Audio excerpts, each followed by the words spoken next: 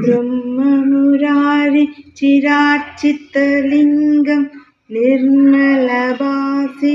सोपितलिङ्गं जन्मजदुःखविनाशलिङ्गं तत्प्रणमामि सदा शिवलिङ्गं देवमुनि प्रवार्चितलिङ्गं कामदहं करुणाहरलिङ्गं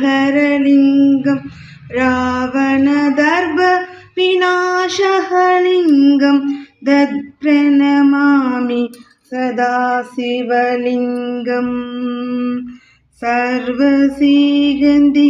स्वेभितलिङ्गं बुद्धिविवर्धन कारणलिङ्गं सिद्धशिराशिरवन्दितलिङ्गं तत्प्रणमामि सदा शिवलिङ्गं कनकमहामुनिभूषितलिङ्गं पणिपदिवेष्टित शोभितलिङ्गं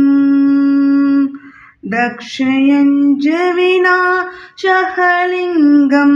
तत्प्रणमामि सदा शिवलिङ्गं कुङ्कुमचन्दन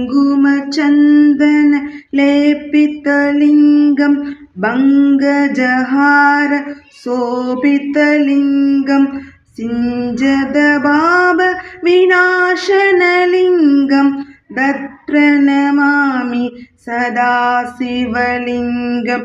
देवगणार्चित सेवितलिङ्गं पावयर्भक्ति प्रवेशलिङ्गं दिनहरकोटि प्रभाहरलिङ्गं तत्प्रणमामि सदा शिवलिङ्गम्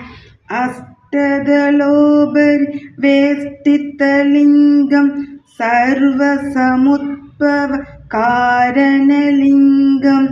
अष्टदरिद्रविनाशलिङ्गं तत्प्रणमामि सदा शिवलिङ्गं शिरगुरु शिरवर भूजितलिङ्गं शिरवन